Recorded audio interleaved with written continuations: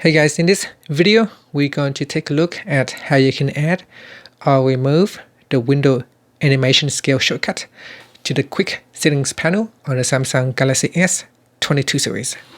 First, tap on the home button to go back to the home screen. From the home screen, swipe down at the top and tap on the settings icon. In settings, swipe up to go down and tap on developer options. In here, go down and tap on Quick Settings Developer Tiles.